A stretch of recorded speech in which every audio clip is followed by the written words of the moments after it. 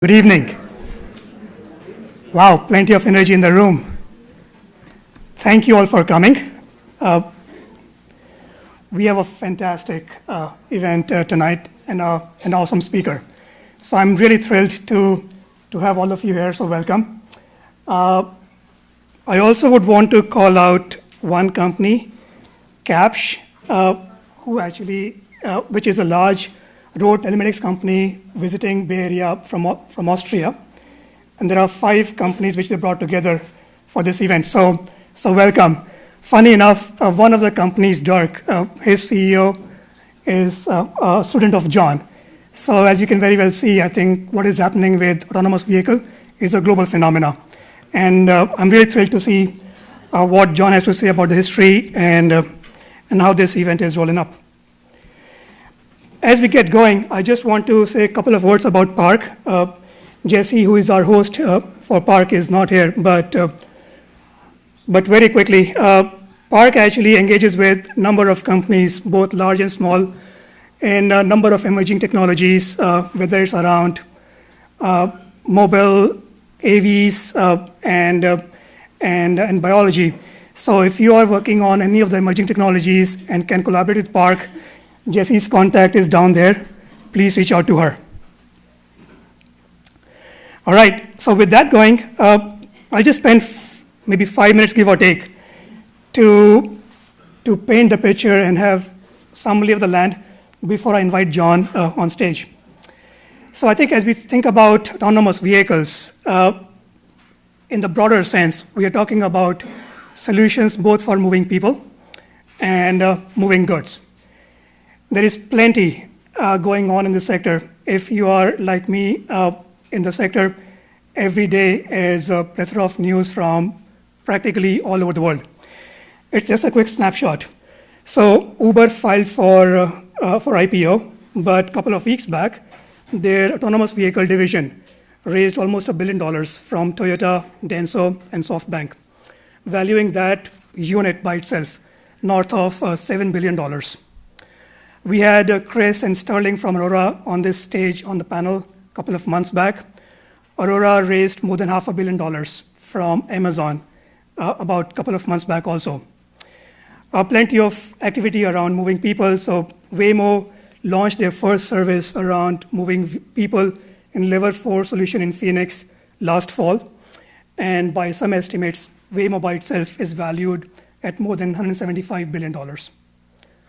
Along with that, I think if you start looking at the solutions for moving goods, Nuro, which is developing solutions for doing last mile grocery delivery to households and are having actual vehicles in Arizona, they raised almost $1 billion from SoftBank about a month back.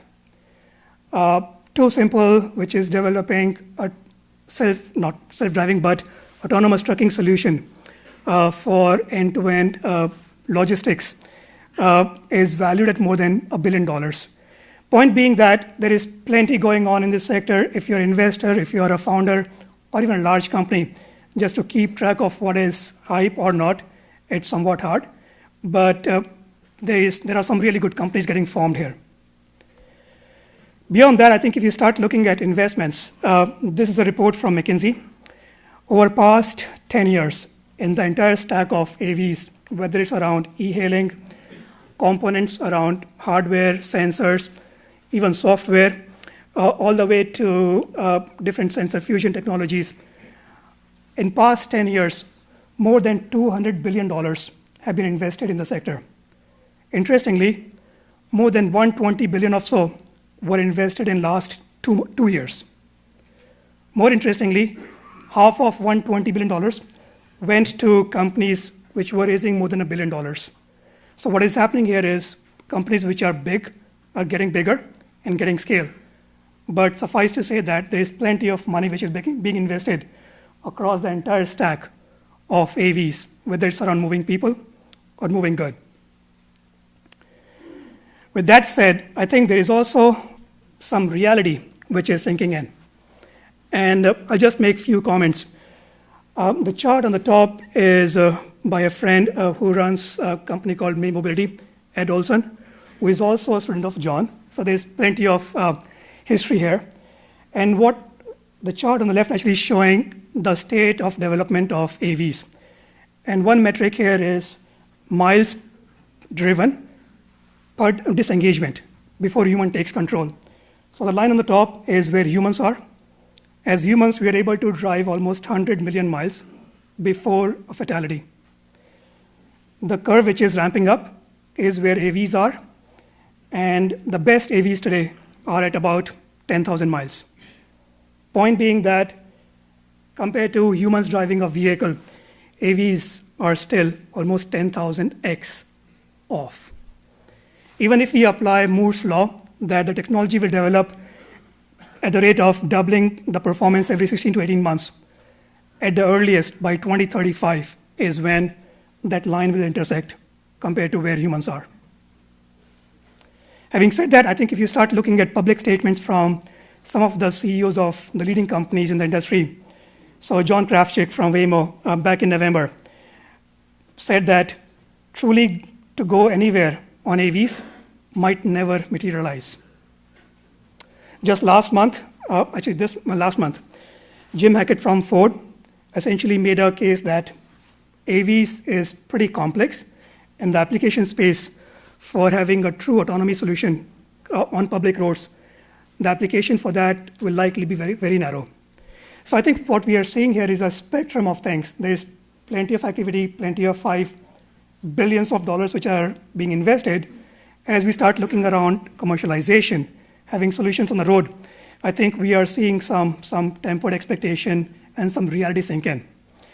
I think what we have today with John as a speaker is an awesome opportunity to bridge not just what the history is about the industry going back almost 3 decades, but also painting a vision about where things are going. With that said, it's truly my pleasure to have John as our speaker today. Professor John Leonard is a professor in the Department of Mechanical Engineering and CSAIL at MIT. John's research bridges a number of things around AVs, whether it's around mapping or navigation. And also, John was one of the early pioneers for research in SLAM, which in a way leapfrogged the robotic solutions, what we are seeing today on the road. John also was the team lead for MIT's DARPA's Urban Challenge, which was one of the 11 teams to be a finalist and one of 6 teams to complete the entire track. John is also associated with TRI and in development of a solution called Guardian, which you'll be talking about more in this talk. And John has a number of accomplishments, which I won't go into detail because it will take a number of minutes. But suffice to say, John got his undergrad from Penn and PhD from University of Oxford. One fun fact, John grew up in Philly, so he's an Eagles fan. But like many things in life, he found himself at the center of Deflategate fiasco. And in fact, he led the scientific research around that and came out with the opinion that Patriots and Tom Brady were innocent.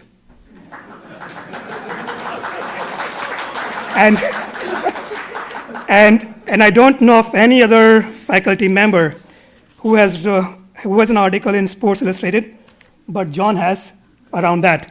So with that, John, floor is yours. Thank you.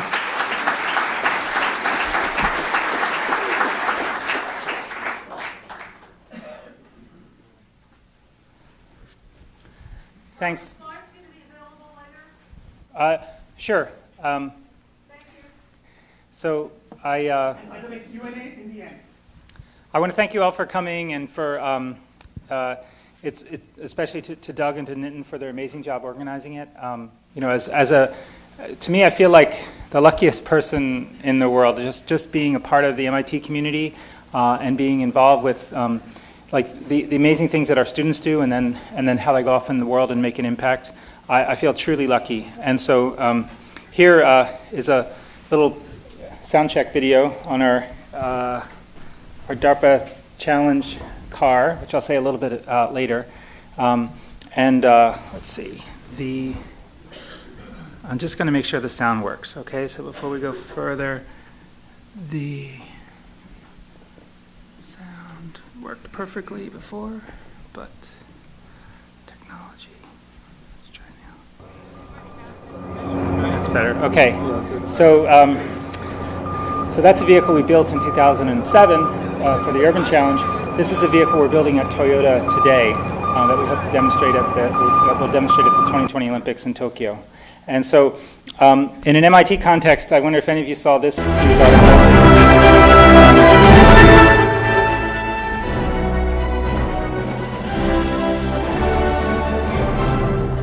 So I saw this the other day driving across the Nassau Bridge on my way to work. Gosh, that was yesterday, Monday.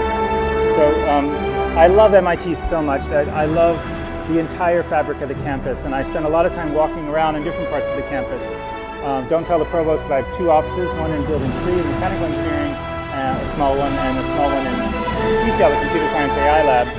And the history of the hacks and everything, it's just such a unique culture, and I just feel so special to be a part. One other thing I'll point out here, this is the new MIT Nano facility that was built. CCL's over here, this data center. If any of you are visiting, drop me a line. My mechanical engineering office is here. The history of MIT is that when I bring in faculty candidates, I'm very involved in faculty search, I bring them on a personal tour through the campus, and the interconnected set of buildings were somewhat unique and novel, and they foster this interdisciplinary culture where faculty sort of work together across boundaries. And in fact, for myself, I started in course 13, Ocean Engineering. The DARPA Challenge, my colleague John Howell is over in Building 33, Aeroastro, and then Seth Teller, my late colleague in 32 in Stata, that sort of working across the boundaries, across the disciplines is something that's really truly special about MIT, and we certainly see that in autonomy today. So just to set a little more context with the news, I like to pull recent news articles, and so anybody here go to the Tesla Autonomy Day? And so Elon, arguing that buying a vehicle from any other manufacturer would be getting a horse. And so I love Elon Musk. The technology is just, the vision is just amazing, and what's really sort of possible and pushing the limits of what's possible. But I'm a bit of a skeptic on some of his predictions. And so, in 2019, at least the timeline, and in 2019 there was this article in Wired, and Musk said that Tesla drivers would be able to fall asleep and wake up at their destinations using full self-drive by the end of 2020. I've asked this in undergraduate. Anybody here drive a Tesla? Wow. So I've asked it in other settings, and I was people were crazy that I would even ask. So please be careful if you're using full self-driving. As Nitin mentioned, my former student Ed Olson, who was part of our DARPA Challenge team and also was with us for a while at Toyota, he has published this Moore's Law of self-driving, and his prediction is 2035. So with a sort of doubling of the disengagement rate every 16 months. And so I'm actually one of the more contrarians, so I think this is even optimistic, and I can sort of explain why. But I still think there's going to be a big disruption, there's major market opportunities, and there's ways to make the world a better place. And my sort of punchline is that we should start with safety. We shouldn't start with convenience or trying to make money with robotaxis. We should start with safety as the driver. And so, let's see. So my talk, and I apologize, it's a bit long, and we'll just sort of adapt and I'll certainly stop when the time's up. I want to tell a little bit sort of my personal self-driving story, my journey through tech and teaching and research, and I'll talk some of the history and challenges of self-driving. Then I'll shift gears a little bit more focused on TRI with our specific approach with this thing we call Guardian, as well as Chauffeur, and then some examples of Toyota Guardian in action, some demos we did in 2017 and 2018. And then the sort of more forward-looking, as a professor and as a Toyota researcher, with my colleague Ryan Eustace, who's actually my boss at TRI. He was a former student. I was his co-advisor at MIT. We have this concept we call radical, robust autonomous driving, incorporating cameras and learning. And that's sort of the vision. And really, that Tesla is doing radical. And it's really using cameras and pushing the envelope. But we have to sort of do it in a mindful way. And the one thing I can't predict the future, but I see these multiple paths, and I can tell you with passion why I think the safety-driven path might be the best way to the market.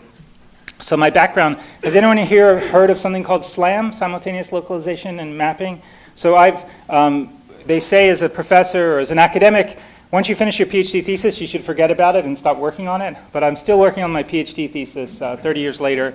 I worked on trying to build a map and navigate, but back then we had really primitive computer vision technology. So this is an example from about 5 years ago in this data center, PR2 robot. This is reprocessing the data for a robot navigating around the second floor of our building, which is a little unusual. A lot of my work is targeted to autonomous underwater vehicles, and in fact, I went to MIT first as a postdoc in '91 at a place called the Seagrain AUV Lab. We built an underwater vehicle, the Odyssey, that was commercialized by a company called Bluefin Robotics. I wasn't involved in the startup, but they were quite successful. Joined the faculty in Course 13 Ocean Engineering. We were merged with Mechanical. Then I joined the AI Lab, which merged with LCS to make CSAIL. And I've been teaching lots of topics, electronics, measurement instrumentation, and really focusing on the sort of navigation for autonomous robots. One other topic, which I wish we had more time to talk about, MIT has something called the Task Force on Work of the Future, looking at the impact of automation on jobs. And so I'm one of about 20 faculty on this task force with some rather noted economists, David Autor, Eric Brynjolfsson. And so that's a sort of, I think it's really important for us to think about the societal implications and the effect on jobs is one of the questions that I think about a lot. And so I did mention the Deflategate thing, so I have an article in Sports Illustrated. Is anyone here from Exponent? Another time we'll talk. Okay. So, as a student in 1989, this is the kind of computer we had. We had some of the first Sun workstations at Oxford. We had a this box next to the monitor for the Sun workstation. Anyone recognize what that is? It's something called a data cube. It cost about $100,000. And it could just about do frame grabbing and edge detection at 3 frames per second. And so if you wanted to try to use computer vision back then, that's the kind of technology you had to use. So as a student, I used these Polaroid sonars. So I worked on, this is back when a screen recording was setting up a tripod and a camcorder and recording the screen. This is a robot navigating around the basement there using sonar measurements to predict the measurements you'd get off of features in the world, the walls and the sort of pillars. And the triangle here is the dead reckoning position of the robot just from the wheel encoders. And so what we really wanted to do was to try to navigate using the geometry of the world. We called it geometric beacons. The idea of if you want to navigate, you need a map. But if you want to build a map, you need to know your position. And if you want to try to do that together, it's sort of like pulling yourself up by your bootstraps. Which came first, the chicken or the egg, the map or the motion estimates? And so it was sort of premature to really attack that problem well then. We didn't have the sensors and the computing. But a very long story, if anyone knows the name Sebastian Thrun, is quite famous here in the Valley, professor at Stanford, founder of Google X. Sebastian is someone who was a colleague in the area of working on SLAM in sort of the late 90s, circa 2000. And we made a lot of progress as a community in terms of using vision, using LiDAR to build maps, use those maps to navigate. And a lot of that technology underpins self-driving. So for me, I primarily worked on SLAM algorithms, various applications indoors and underwater.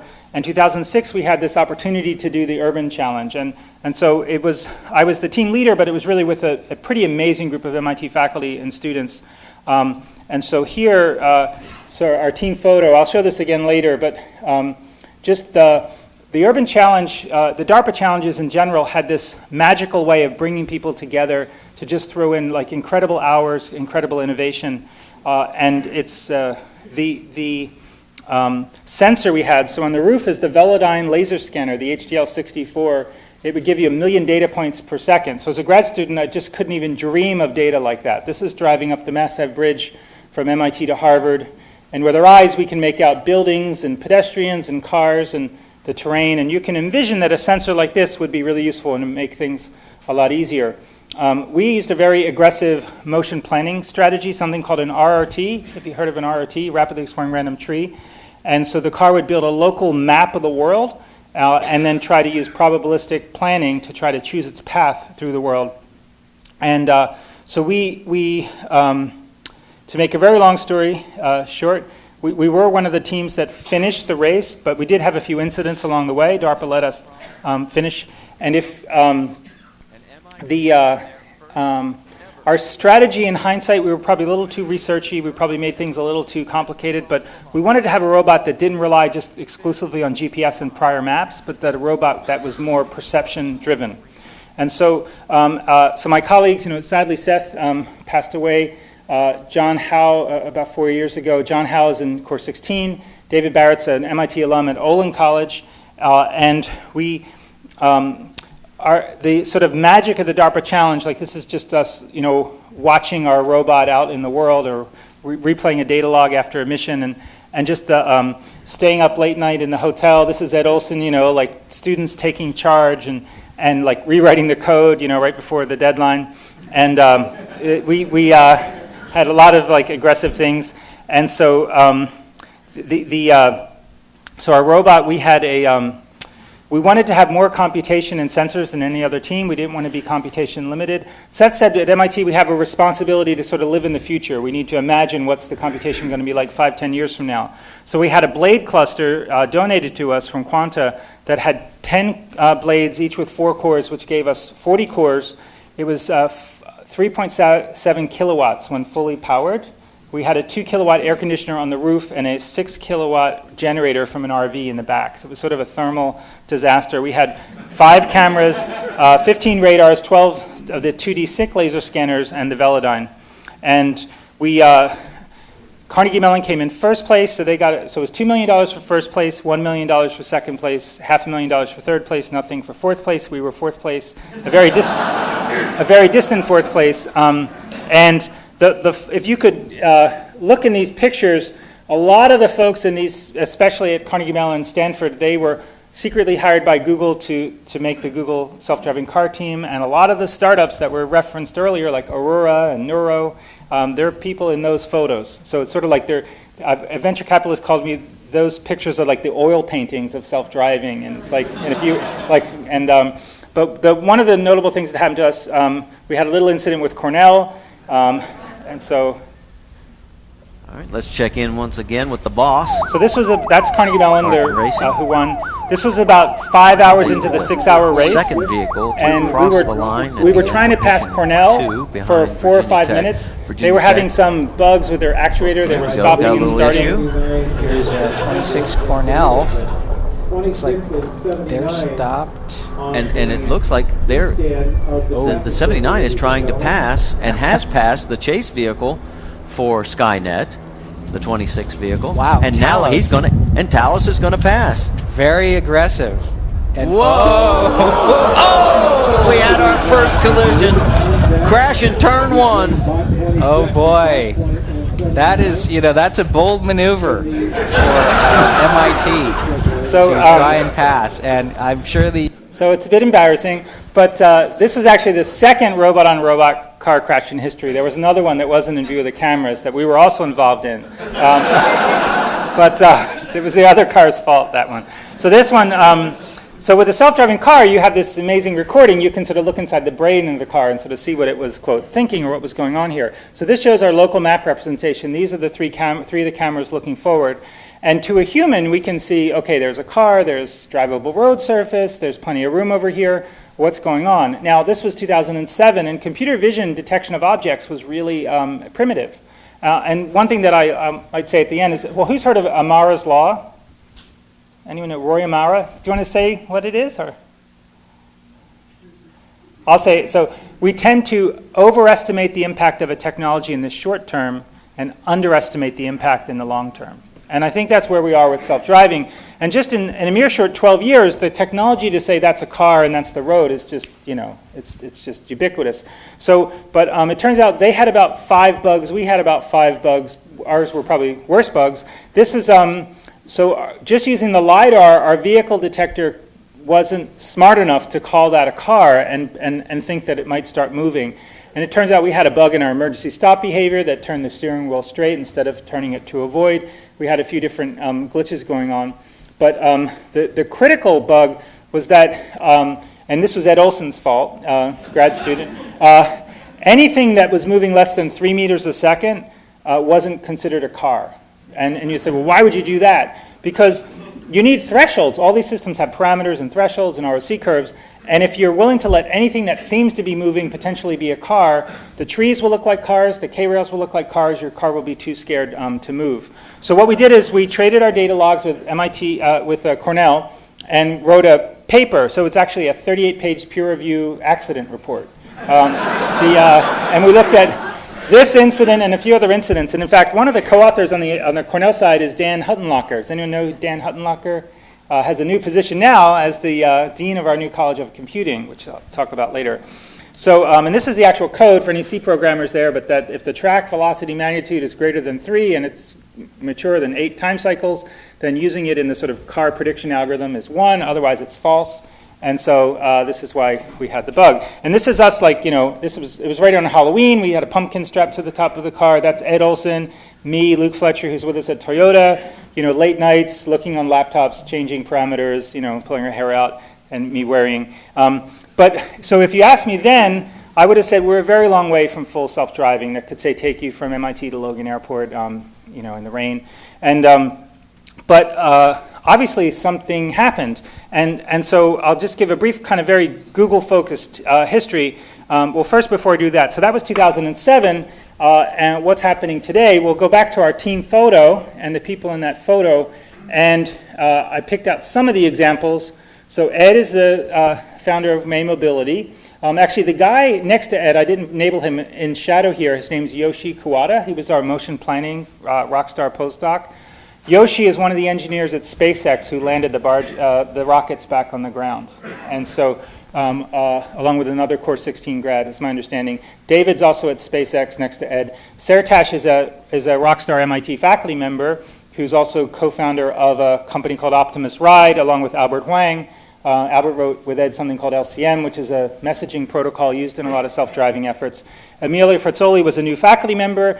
His startup, Newtonomy, was sold for $450 million to Delphi. Not that money is happiness, but there's a lot of, you know, good exits and outcomes for these folks. And Luke and I are at Toyota Research Institute, which I'll talk about later. Okay, so what happened? So in 2010, John Markov broke the story of the Google car team. And so working at Toyota, I love my Japanese colleagues, and I've learned so much about Japanese culture, but I've not really picked up much of the language, but I know a Japanese expression called nimimi nimizu. Does anyone know nimimi nimizu? It means water in the ear, and it's a short version of, if I got it right, you poured cold water in my ear while I was sleeping. And it means a shock to the system. So to me, October, Sunday New York Times, Google cars drive themselves in traffic.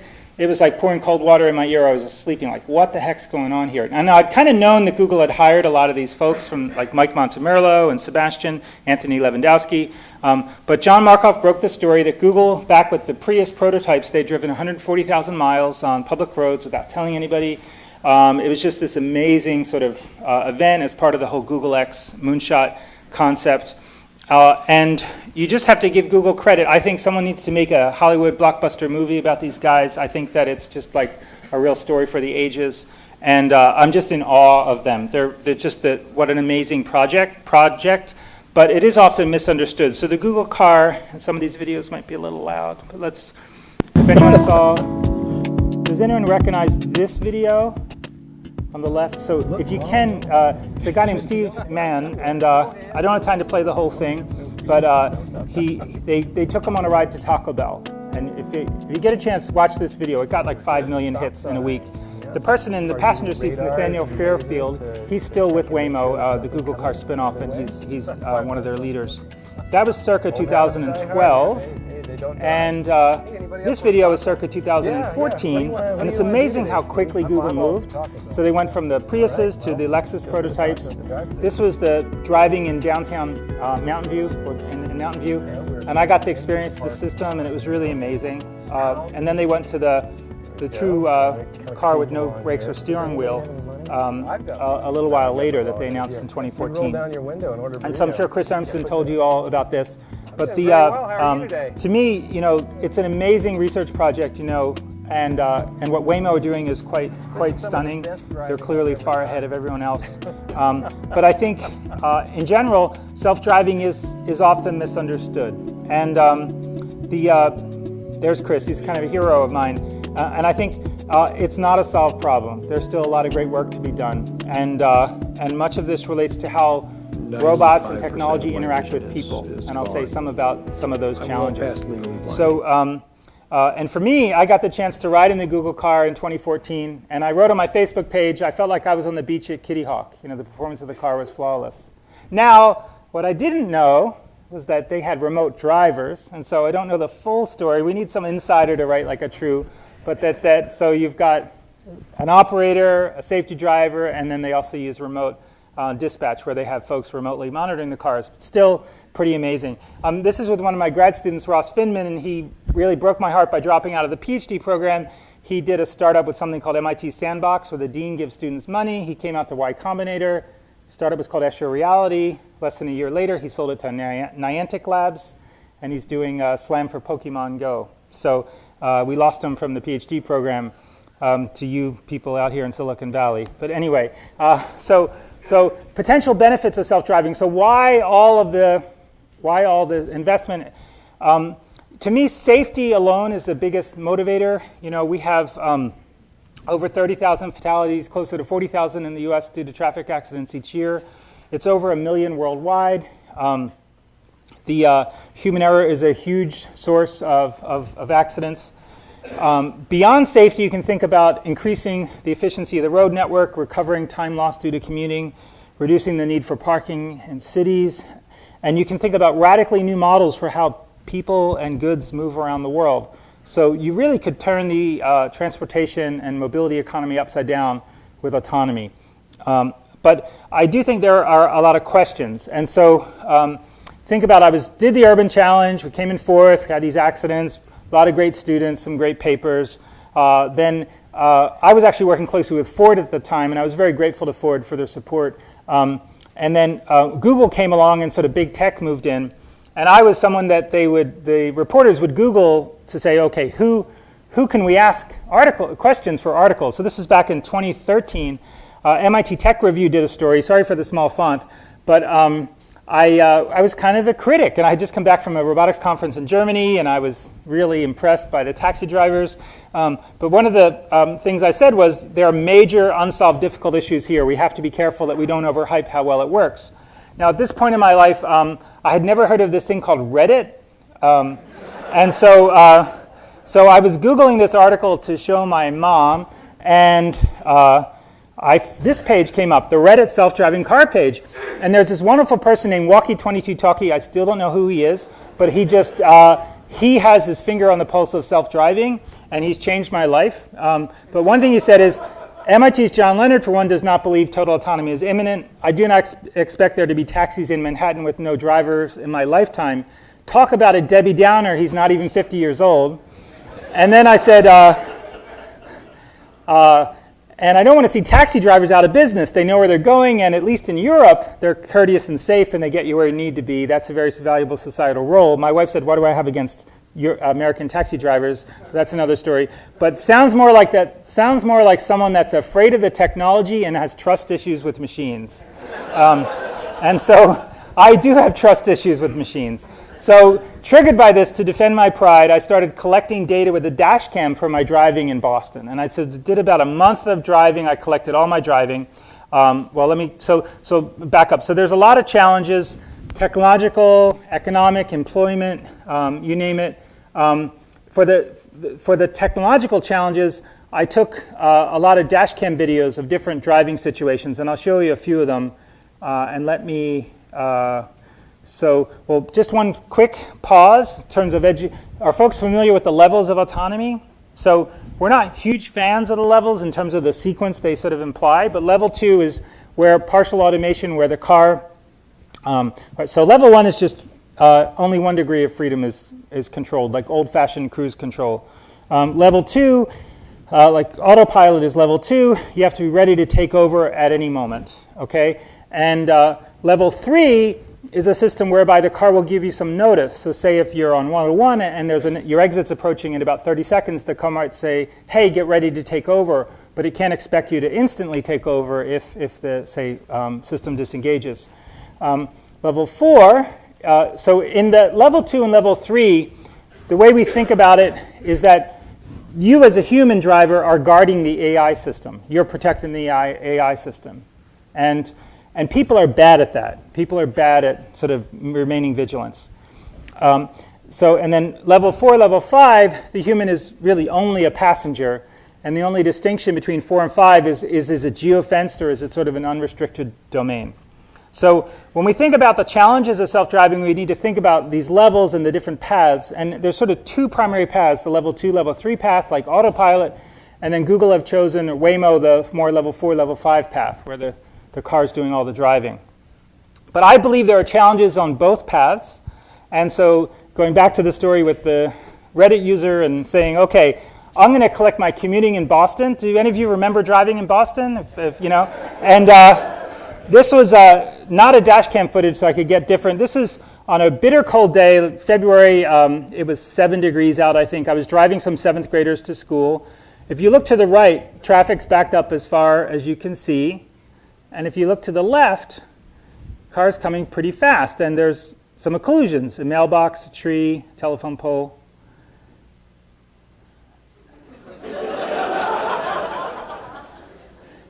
And so how did I actually turn? Well, you didn't see it in the camera footage, but I waved at another driver, and she was nice to me, and she let me pull in. But sometimes I waved at other drivers, and they're not nice, and they don't let you pull in. And so making an unprotected left turn is one of the really difficult challenges of self-driving. And so you see it mentioned more in the press, but previously people didn't talk about it too much. And when you add in that sort of congestion, John Markoff used that video in the New York Times, and he called it the social ballet of driving, at least in Boston. So here's another example, if anyone knows, in Brookline Coolidge Corner. So this was rush hour going home, and there's a police officer waving me through a red light. And note the flashing lights in the police cruiser, I just had to know to ignore them. And then at the next light, in a second, see a police officer stopping me at a green light. Now maybe the second one is easier, but I think for anyone here who's a computer programmer, how do you write the code that says always stop at red lights unless there's a man on the side of the road who's a police officer who's waving for you to go through the red light? So that's not like hello world. And so how about, now this is the same intersection, just a different time of the year. So what do you see in this picture? So you can see the sun, you can see the traffic lights. Can anyone see the police officer standing right here? So the shadows of his legs are just here. And so he's standing with his back to me, waving pedestrians through, even though the light's green. Now, obviously, you could think about like polarization and other kinds of sensors and so forth, but clearly lighting is a challenge for computer vision. And then, of course, this is the Mass Ave Bridge. MIT's over there. You can sort of see Massey Hall in the background and the old Ashdown. And so snow is difficult not necessarily just because of traction and reduced visibility of perception, but if you kind of, I believe it was Arthur Clarke said, any sufficiently advanced technology is indistinguishable from magic. The magic of self-driving, one of the tricks of the magicians is high-resolution, high-definition maps.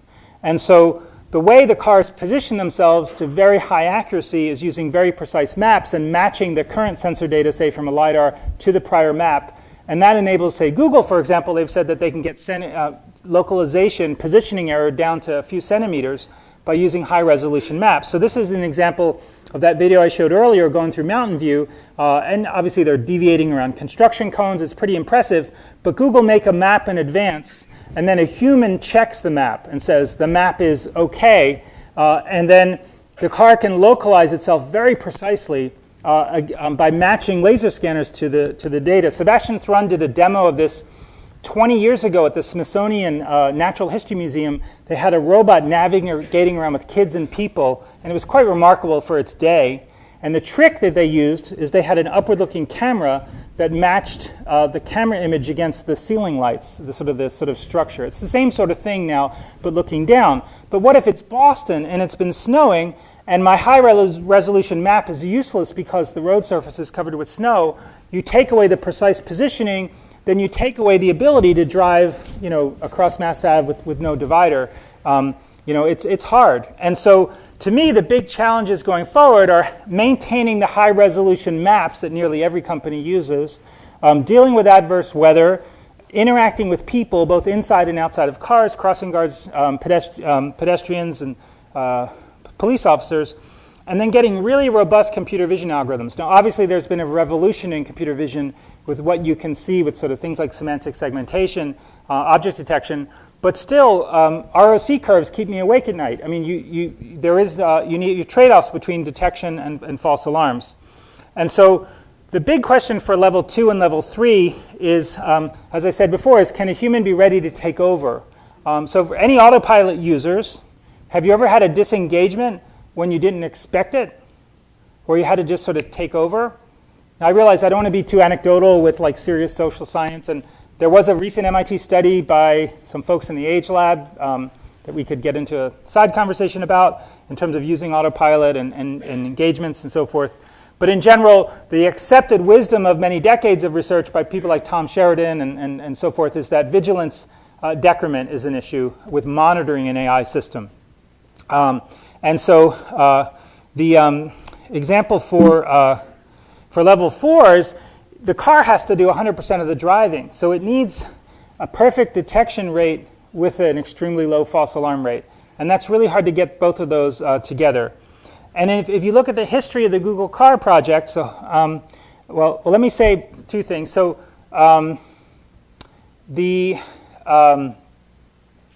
so if anyone recall, so when Google, back in around 2011-12, they did a trial, a so-called dog food trial, where 140 employees were given the Lexus vehicles, and they could use them with no one else in the car to do their commuting in the Bay Area. And folks, maybe they were just sort of like on-ramp to off-ramp on 101, limited areas.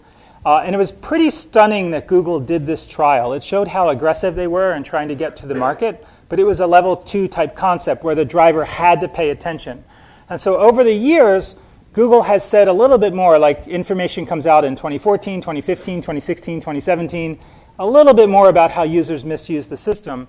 And finally, I believe it was last year, I have the video here, but I won't play it, of a Google employee said that when they did this employee trial, one of their people using the car, these weren't like members of the self-driving car team. Apparently, these were just random Googlers that applied to this program, and they said, oh, I'll be so good, I promise to pay attention, I promise to pay attention. But if the car does 99% of the driving, and you've had a long day, maybe the baby was sleeping at night, you've had like this whole, it's very, very hard to monitor an AI system and to know when it might, need help. But what Google have said publicly now, or Waymo, is that somebody fell asleep for 27 minutes driving 60 miles an hour on 101. And so, and that was the key trigger that said they gave up on level 2, level 3. They said, we're going all in level 4. The truly transformative technology is to not require the human. And they, the notion, I think there's a quote, the notion that the human could monitor one of these systems is a total fallacy. And that's the human guarding the AI system. But level 4, you have to geofence it, you need weather, you need maps, there's still a lot there. So what we're doing at Toyota, and this is Gil Pratt, who was the program manager for the DARPA Robotics Challenge, which the goal was to build humanoid robots to do disaster response scenarios. And before Toyota Research Institute was announced back in 2015, Toyota announced some funding of MIT and Stanford. And initially, I was part of the folks that were selected, and then I disconnected from the MIT funding to be asked to work at TRI itself, and I'll say a lot more about that. But Gil was interviewed then just simply in an advisory role to Toyota. And what Gil said was, our goal, which is a little different than the approach that others take, is to build intelligence to help the car be really a guardian angel for you and keeping you from having a wreck. That's the part of this whole thing, but that's the part we're going to do first. We want to enhance the fun of driving for the human being while making it safe. And so my belief is that instead of, there are these 3 paths. It's not just 2 paths. There's the level 2 level 3 sort of autopilot path that Elon Musk is going down, where you have to monitor the system. There's the level 4, level 5 path that Waymo's taking. We call that chauffeur, and we're doing that as well at Toyota. But the third path is, instead of having the human guard the AI system, it's to have the AI system guard the human. And now you're not going to get all those benefits of getting rid of parking lots in cities and helping the visually impaired to move autonomously yet. But we think that the safety need alone is compelling enough that the dream is to build an uncrashable car. So what would it take to have a car that could not be responsible for causing a crash using, and you might say, oh, that's just ADAS, that's just driver assist, but can we use the very best of perception, prediction, path planning, sensing to enable a car that can have a dramatically safer car, a car that it would be irresponsible as a parent not to buy for your teenagers, that just, and so at Toyota we're pursuing this joint approach. So as roboticists, we believe that a lot of the software for this guardian and chauffeur is actually shared. And so that a lot of the core technologies are the same. What's different is the way you use it and the user interface, how you interact with the human. So, and I realize I'm probably, so I'm going to speed up a little bit now. But so TRI. So TRI was founded in 2016. We have offices in Cambridge, Mass, Ann Arbor, Michigan, and here nearby in Los Altos. We're doing 3 main tasks. So one is driving, is probably about 60% of our activity. We're doing robotics, is about 30% of our activity, and then we're doing AI for material science, material discovery. And in driving, we're let's see, for robotics, the goal is to help aging society. So if you think about the needs of older folks, especially the demographics in a country like Japan, where as the age of shifts ever more older people, the hope is that we can have robotics to improve the quality of people's life. So we feel that's a true sort of opportunity to make the world better. So, but in driving, so let me show you. So TRI, so we started, I was one of the first 6 employees. This was at our on-site all hands in Michigan in 2018. There's Gil Pratt. There's our Senior Vice President Kelly Kay. This is Ryan Eustace, the former student of mine I mentioned. As a graduate student at MIT in the Woods Hole program, he mapped the wreck of the Titanic using camera data. It was one of the early large-scale implementations of Visual SLAM. Ryan's now running our driving team, where we have this really amazing group of people, and it's been just such a sea change, like to be an academic and to experience something like this. So I'm going to try to give you a little taste of what we're doing in self-driving, and then maybe some of what we've done. So how do you build a self-driving car? What's involved? So just quickly, some highlights of our team. You need to build vehicles. You need hardware, you need software, you need safety and system engineering. Safety is absolutely critical. Mapping and localization is critical, how you position the robots. Perception, and then prediction. Prediction is the real frontier problem for the next 10 years. How do you know if a pedestrian is going to cross the road? What's going to happen next? And then connecting it to planning and control. For our Guardian application, we have driver risk assessment, and actually my current role, I'm mentoring the driver risk assessment team, where we're taking driver-facing data and trying to connect that back to what's happening in the world. So if you're going to help the human driver, you need to, and this is where the magic of neural nets and machine learning comes in, is the ability to sort of predict what a person's going to do, either yourself, an ego car, or other vehicles, an ADO car. Machine learning is a really important component. We have a very strong machine learning team. Simulation is vital. Cloud data processing. So part of the sort of appeal of a company like Toyota, we sell 10 million vehicles a year. Can we harvest data from the world for tricky situations, edge cases? Can we do this sort of learning at scale to try to get to the tails of the distribution? How you interact with the user is really critical. And then finally, having a vehicle operations team. So if you saw the previous picture, you saw lots of people. But then remember, 40% of those are doing robotics and materials. And then we've got, all of these teams are really hard technical challenges. So it's a really exciting time. And am I doing okay on time? Can I say a little more? So let me just give you some of the flavor of some of our team members. Hopefully this will. So our vehicle hardware lead, Matt DiDonato, is in Cambridge. He was a star of one of the DARPA robotics challenge teams from WPI. And this is a new platform, our platform 4, that's showing off at CES. Our vehicle software lead, AJ France, came to us from SpaceX. He's in Ann Arbor, Michigan. Cigar came to us from Zoox, a local self-driving startup for safety. Ryan Wolcott is my grand student. He was a student of Ryan Eustace. He's leading our SLAM team in Michigan. So our vision is vehicles that can, instead of doing all the mapping in advance, that can harvest data in real time to try to sort of detect changes in the world and to use sort of fleet data to try to build maps at scale. Matt Derry from Michigan is our perception team lead, where we're doing things like semantic segmentation of the world, detecting roads, lane markings, and so forth. Noel Dutois is a JPL vet and is leading our planning and control team. We have this very ambitious approach for Guardian that I'll say a little bit more in a minute. Luke Fletcher, who was our DARPA Challenge postdoc 10 years ago from Australia, was one of the pioneers in driver-facing cameras. His advisor formed a company called Seeing Machines, and Luke's leading our driver risk assessment. Adrian Gaydon, he actually used to work at Park, I think, is our lead in machine learning. And we're content not just to build prototypes, but we're actually publishing. So our team has paper. This is from a paper accepted to CVPR, the most competitive computer vision conference held each year. In simulation, Vangelis Kokoves is leading our sim effort. We're doing a whole variety of different types of simulations. Simulation's crucial for testing. We have a whole team dealing with cloud data processing and how you can harvest data and use it to train machine learning algorithms, led by John Voigt. Tiffany's our lead for UX design and research. And then Sharon is a veteran from the Google car team, is our lead vehicle operators. And it's a lot of work. And it's just amazing with self-driving, putting all those pieces together and recruiting those people, especially out here in Silicon Valley, where there are so many other people trying to recruit the same people. And it's just like, it is exhausting to be out here. I don't know how you folks do it. Anyway, so with that team of people, what's unique about us is we're trying to build one system that can do both modes.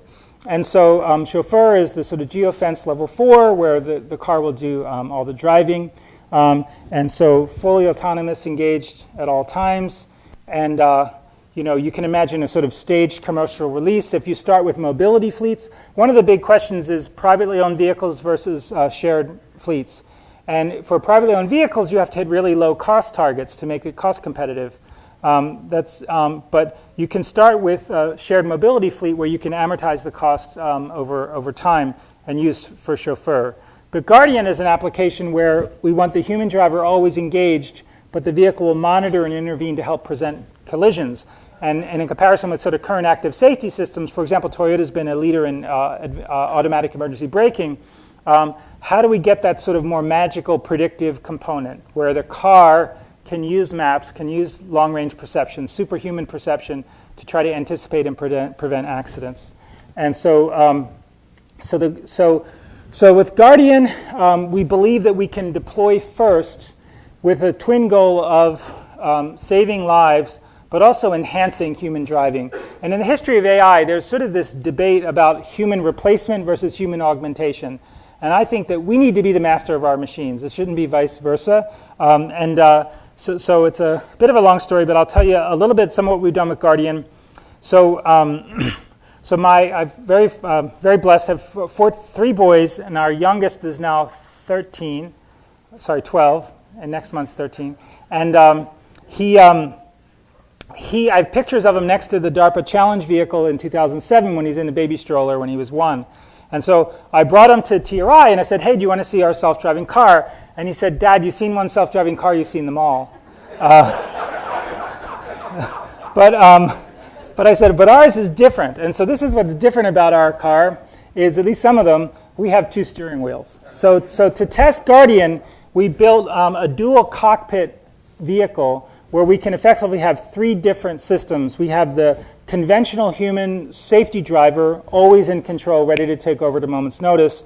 An AI system that's running, with the computer in the trunk and an operator in the back, and then a test driver where we can drive the car from the right-hand side with driver monitoring, and we can do tests where you can have the human drive and say, try to fall asleep, and have the autonomy intervene, while then having another human as the backup for the autonomy system. So aircraft have sort of dual cockpits, but usually it's sort of they're ganged together.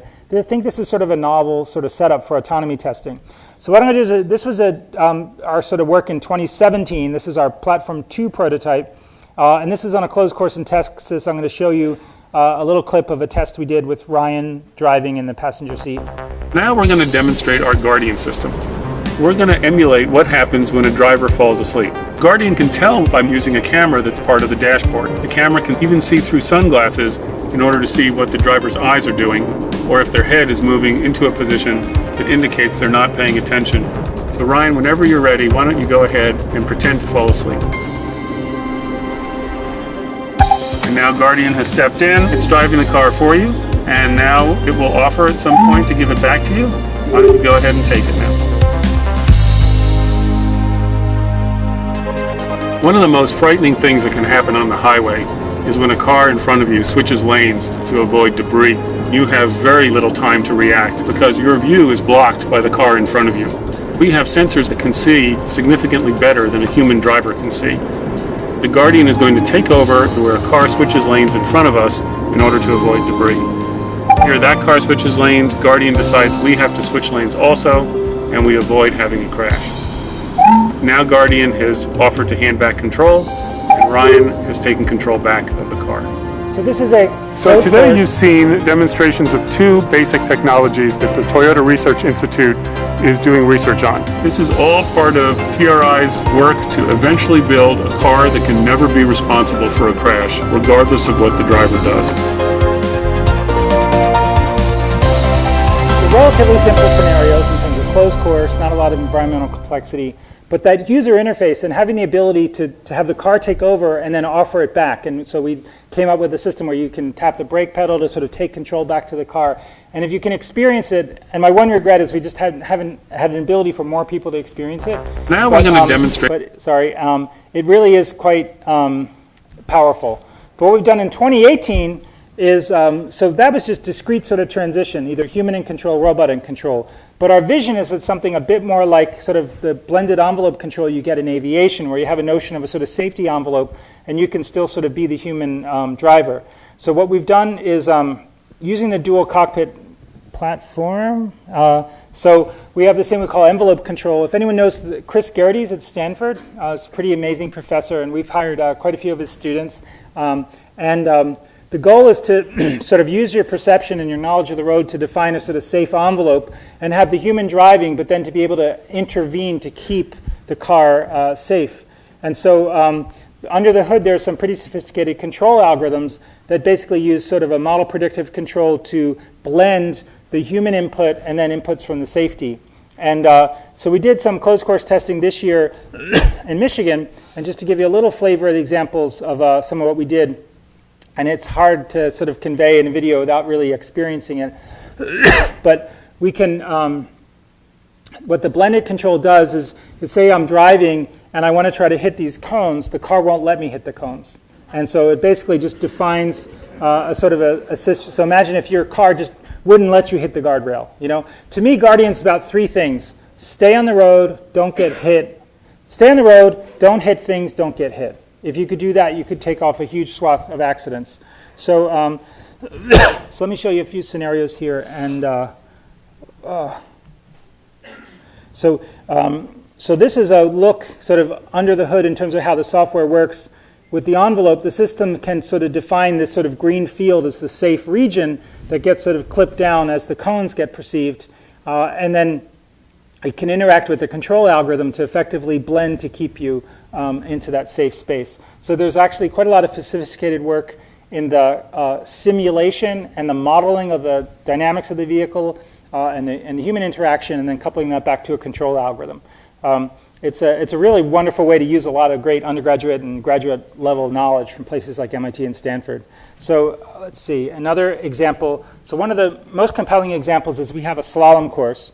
And so it's a slalom course where the cones are too tight, that as a human, if we told you, okay, try to go 30 miles an hour through the slalom course, even extremely expert drivers from Toyota would hit a cone, just with this vehicle's handling capabilities. But with Guardian enabled, it can't hit a cone. And let me show you what it looks like under the hood. So this is the sort of computer view the rendering of the Guardian-enabled slalom. So up here you see two steering wheels in the display. So one is the autonomy, one is the human. And with the system, you can see here the car, it's going fast enough that the car is banking back and forth. So you can imagine having like a really amazing experience on a racetrack where you could sort of get the best of, be almost like a race car driver, but safety first. And actually, we did things like having a pop-out scenario where, say, a car would pop out and it would be impossible for a human to react fast enough, but with the perception and control that our system could deviate around the car. And I'm not showing it here, but we actually had, last summer we had an accident over on the road over to Berkeley. One of our drivers was in an accident where he did nothing wrong. He was just manually collecting data and was hit by another vehicle. And so we were able to capture the data that was recording in our system and then recreate it in simulation. And part of the scenario, which Gil talked about at our CES talk, is how you could be an altruistic guardian where if you could, for example, sometimes you might speed up to get out of the way of other vehicles that are having a crash and maybe create room so that they could avoid hitting each other. So those were just some examples of the Guardian, but long term our vision is that we really can make safer cars, and to harvest the data back from the cars, feed it into the machine learning and AI algorithms to get all of the experience of the real world with its complexity. So the average Toyota vehicle is on the road for 10 years, 10 million vehicles a year. That's 100 million vehicles traveling on average 10,000 miles a year. That's a lot of miles. It's a big world out there.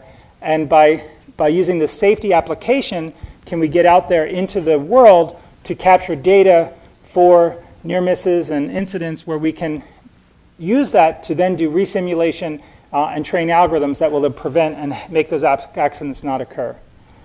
Okay, so so my last part, I just want to talk a little bit more about the research side. So this thing I called Radical. So we are a research institute, and we're publishing. We're trying to do advances in all these areas. So SLAM, perception, learning, driver state estimation, intent prediction. One of the big questions, and there are startups that look at this space, is HD maps, this whole high definition maps. And it's amazing how well maps can help you localize. They can make lane level map navigation easier, and that makes your planning stack easier. So I believe that humans have an ability to drive without an HD map in effect, more like perception driven, like we tried to do back in the DARPA challenge. So our maps mindset is we want to use HD maps when they're available, but we also want to be able to also use live perception and real AI algorithms to sort of build and harvest the maps and be able to trust them and certify them online. So we have algorithms for doing things like extracting the features for map creation and doing the segmentation in real time. And the dream is to have a vehicle that could just use sort of consumer grade, low definition maps to do autonomous driving.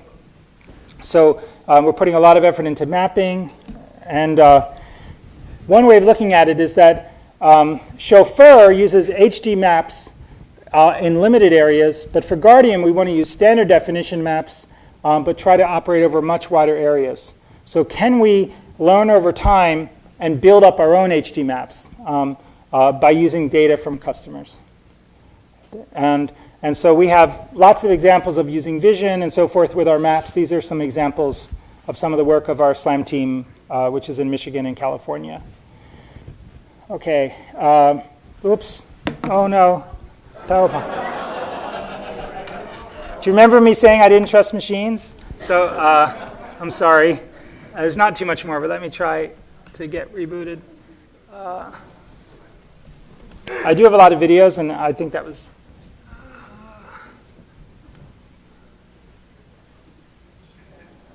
So I'm just going to do a couple more research examples, and then we'll be done.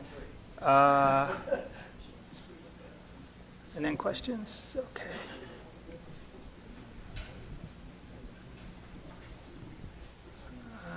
Come on.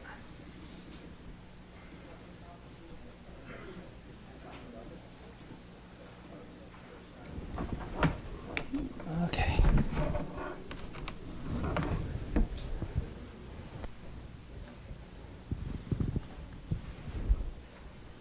Okay, I'm going to go here. Okay, so This is some of our computer vision work. So this is a paper accepted at CVPR, Computer Vision Pattern Recognition, which is happening down in Long Beach in June. And so this is an algorithm that does monocular detection of the identity and the pose of vehicles, so with a focus on cars.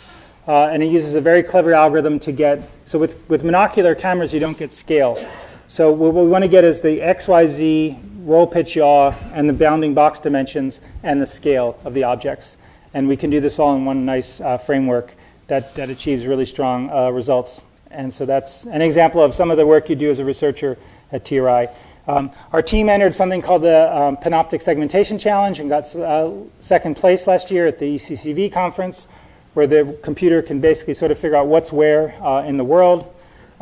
We do a lot of work on gaze estimation. This is one of our Cambridge researchers, Simon Stent. So there are commercial products on this, but we're working on really strong gaze algorithms. And if I've time, a little example they have from a work in progress. That what's pretty this is the magic, is that you can just take uncalibrated images off of YouTube, and you can figure out where people are looking. So this is not my work. This is the work of a colleague in MIT. But if you so if you think about like what the human is doing, in our risk-aware driving team, a lot of what we're trying to do is take what is a human. If there's a threat in the world, does the human see it? And so that can you alert a human driver, even just by informing and warning a driver? Can you create an enhanced level of safety? Anyway, so it's amazing how good computer vision works. It is kind of magical. And things like, looking where the drivers, this is face detection, but looking where a driver's looking, and collecting tons of data, driving around the world to train these algorithms. Okay, one more example. We have, in our Cambridge team, Guy Roseman is one of our researchers. He's collaborating with MIT, with Professor Daniela Roos. And this paper is one of these other kind of magical papers where it can basically predict where a driver is going to go with an uncertainty bound. So like for driving around Cambridge, this paper, the ICRA conference, I think has about 2,500 submitted papers, and this is one of the finalists for the Best Paper Award for ICRA this year. So, and last, this video might crash my laptop, but some work in progress is we're working on a full a drive-by-wire for the manual side so that we can do a single cockpit Guardian and with some collaborators. And one of the neat things we did, and I don't think this video is going to play right, but there's a video that shows on purpose turning it backwards so that when you turn the wheel right, the car turns left, and when you turn the wheel left, the car turns right, to show that it's truly drive-by-wire. But I shouldn't try to show that. Okay, so anyway, I'm really excited to be part of the driving team at TRI, developing this unified technology stack to do both Guardian and Chauffeur. Guardian first is our strategy to market, driven by safety, but we all are going to try to ultimately pull in Chauffeur, pull in the whole spectrum of Toyota's data advantage. And the big thing on our radar is the Olympics. So the Tokyo Olympics in 2020, we're going to do some automated driving demonstrations. And so, but in an MIT context, this year I've been chairing faculty search and teaching electronics to mechanical engineers and supervising about 12 grad students. And so that alone is a sort of full-time job, and just to sort of be part of TRI as part of the story and this sort of Silicon Valley taste of life, I truly am very fortunate. And so anyway, I'll do my best to answer your questions. Thank you for your attention.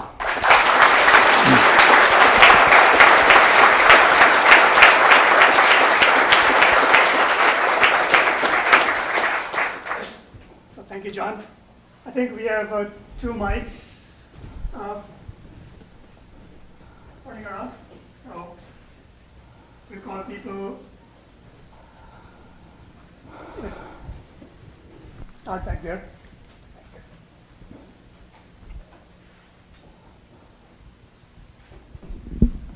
Thank you for the great talk. So question on HD mapping. So how often do you think HD maps should be renewed? Or what is the frequency? Is it daily or is it once a week? And secondly, what's your thoughts on the scale? How do you scale HD mapping from city to city to city? So those are really great questions. I think one thing I've noticed in Cambridge and in Boston area is that they're being quite aggressive at changing the way bike lanes are to give more protection to cars. So the other thing we have in the Northeast is that the snowplows sort of scrape up the road paint, and you have these beautiful bike lanes and bus lanes in, say, August, and then by March they're sort of gone. So I think that it really is weather dependent, but I think that the update frequency in a place like Boston has to be really often, and so that's a really difficult challenge. Is how do you sort of factor in? So, but I would assume that a daily HD maps in a place like Boston, Mountain View, maybe it's every 3 months. Your weather's so nice, maybe you don't have to worry. Maybe you talk to the city and they say, hey, we're going to repave the road. It's good, thanks for letting us know. But there's a crazy world out there, and it's hard to know exactly what, the world can change. How do you scale? Oh yeah, so scaling is really hard. I mean, I think the whole question of how do you, the sort of anecdotal evidence that from the early Google team is that they had a person who personally approved the maps by looking at them, and that's not going to scale. So I think there's the data challenges of scaling, like bandwidths and storage and whatnot, but there are algorithmic challenges as it gets larger. And what you really want is a verification capability. So I had a recent student, David Rosen, did some work on SLAM for his thesis, where he had an algorithm that could, under certain circumstances, sort of certify its answers, so that it would say, you know what, I made a map, and I can tell from the way the algorithm worked that you can trust it. So how do you create trustworthy SLAM, trustworthy machine learning? That if you don't have the trustworthy piece algorithmically, then you're going to need humans to check it, and then it's not going to scale. In the back. Hi, thanks for your talk. There are several hundred LiDAR startups within 10 miles of here. And Chairman Musk, he's not chairman anymore, he's just CEO, has kind of dismissed that technology as too expensive and unnecessary. So do you have a stand on LiDAR versus non-LiDAR sensors? Well, I think I'm sort of a sensor fusion person, so I want to take every tool I can get in the toolbox. So I'm certainly very pro-LiDAR, but I am also cognizant that in the long term, computer vision is going to get better and better. So I think Musk is right and Musk is wrong at the same time. And I think I still believe very much in LiDAR and radar, any way to exploit the laws of physics to help us, because driving, at least 1% of driving is really hard, and we need it.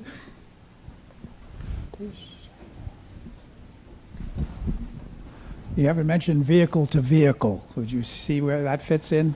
Yeah, so for my left turn example in Newton, I really, the ideal answer to me is that the cars communicate to each other. But it's not really part of our mandate at TRI to look at vehicle to vehicle. We're more focusing on AI. And the sort of, for whatever reason, the government sort of rollout of that and testing has been slow. I think we need a Silicon Valley entrepreneur or someone with the really spark of a new kind of way of thinking about how to monetize it to make vehicle to vehicle just ubiquitous, because it makes so much sense that we should cooperate. But so I believe in it as an ideal. I just don't see it happening quickly with the pieces in play today.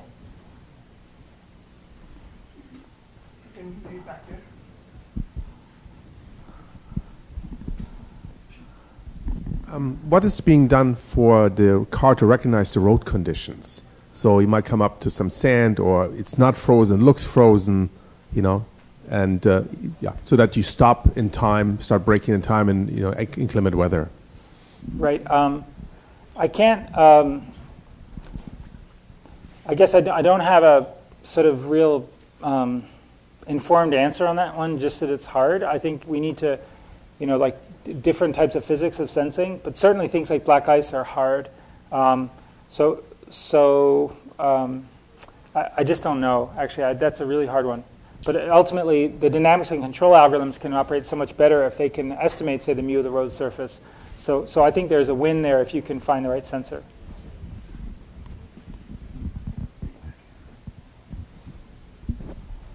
Thank you for a great talk.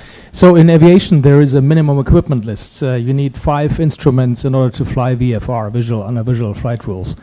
In the end, it's about cost per car. So what is the minimum equipment you will need to have an automated vehicle?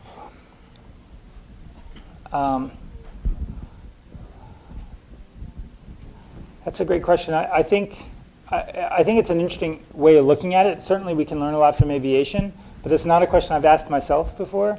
I think the question I would ask is, would I trust it for my children? Like how do you get that sense of trust? And I think that it's a combination of closed course testing, simulation, and public road testing. In terms of what the actual sensor suite is, there could be different paths to that. But I think, certainly the success of autopilot shows what you can do with vision and radar. But I guess I'm going to go back to more sensors rather than less is my personal view. So sorry, I didn't really answer you, but I think, yeah.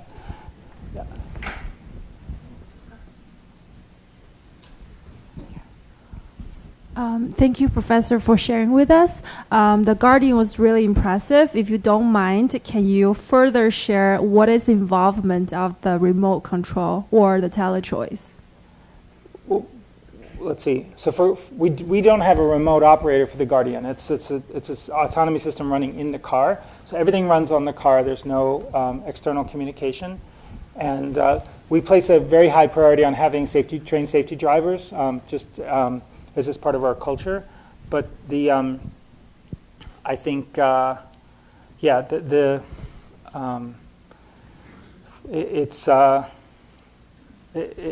runs on the car.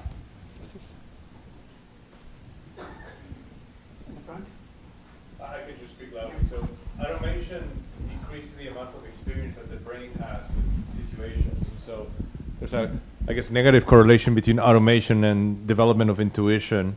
And so for Guardian, I'm wondering how you guys are thinking about that in terms of, there was this example in aviation of the plane that was going from Brazil to Air France where the pilots just couldn't understand what the system was doing because they had not faced that before. So, yeah, I think the issue of the skill loss with automation is important.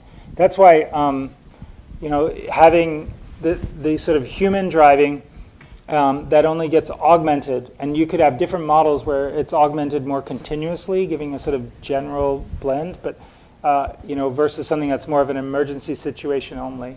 I would love to think that we could create a Guardian driving coach that could sort of make teenagers better drivers, but they would build the skills and then not need it, and then elderly drivers to sort of bring back in the skills.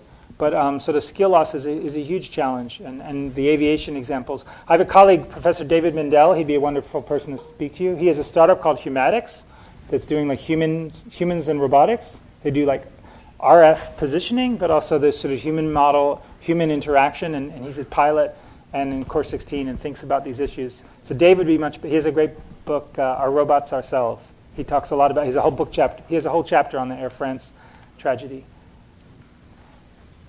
Are you back there,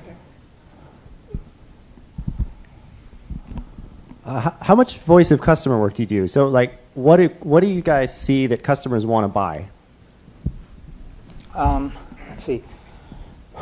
So, my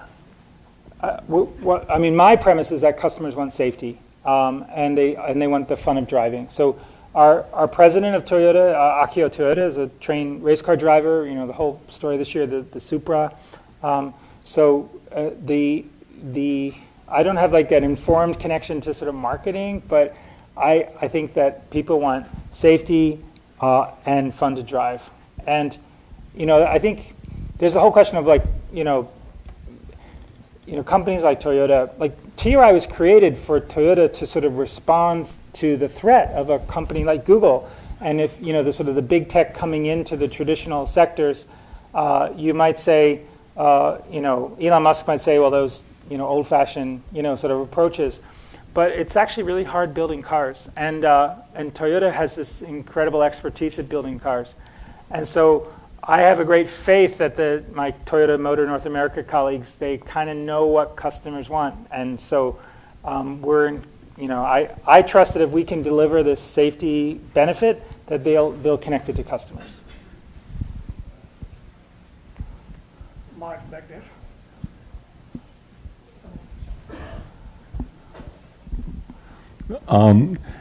Can I take you back to the HD map question? Yes. Your statement was, you really want to rely on the map, assuming it's relatively current, but you have perception getting better and better that's real time. When you have a real-time observation that disagrees with whenever it was mapped, an hour ago or a month ago, how do you decide which one to trust? Sure.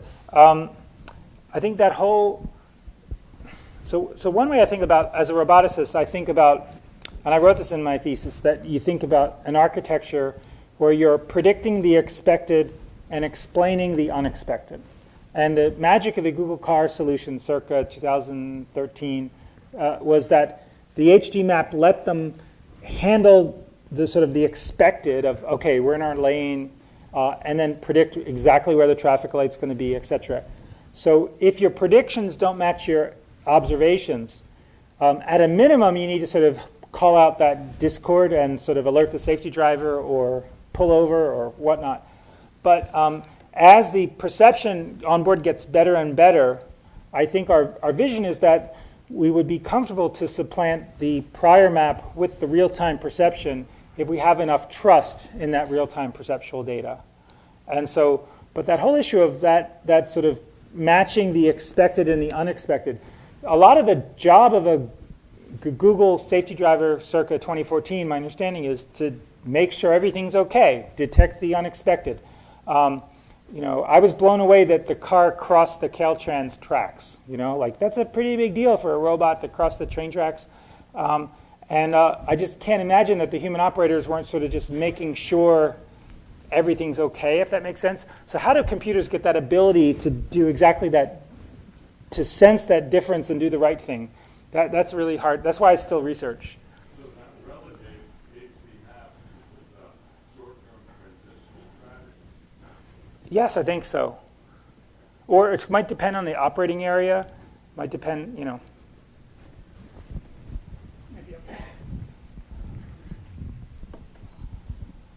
Thank you for a very interesting range of topics here. One of the things I'm wondering about is how you can either learn or augment vehicle dynamics in terms of improved braking, responsiveness. You showed the example of a slalom. What about, say, avoiding a pothole in traffic and how the vehicle reacts to that? Sure. That's a good one for a dynamics and control team. I wouldn't so much. I would think about, for example, let me answer a somewhat different question. So the pothole, probably just going to drive through the pothole because the risk of making a deviation, the risk of work. But imagine it's a windy country road and it's raining and the road's a bit slick and the car's going too fast. You can imagine a sort of predictive capability where the car's running a forward simulation of its motion down that road, and it's basically saying, you know what, the safety envelope is going to get too narrow, and this is a teenager, it's not an expert race car driver. And so it's going to, that dynamics problem, it's going to try to solve that 10 seconds or 20 seconds ahead and slow the car down, or recommend slowing down. So that sort of time, in terms of the real-time dynamic control, there probably are ways to use AI to make the whole ride experience better. But my understanding from our trained test drivers is they love that road feel, they love that connection, that mechanical, and they don't necessarily want an algorithm messing up with that real-time connection.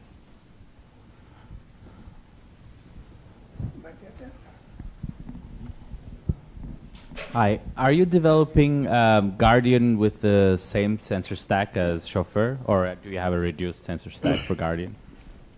I guess I'd say that it's, all I can say is we're using our sensor stacks on our prototypes are more to sort of show the feasibility and show what's possible. And I probably shouldn't say, because I don't know, in terms of more other sensor stacks for products. So I guess I can't really answer that. I think I can't knowledgeably answer that one. But obviously, having the ability to use, say, lower cost sensors is a great ability to have once you've demonstrated the basic algorithms without thinking as much about that. Maybe in the front.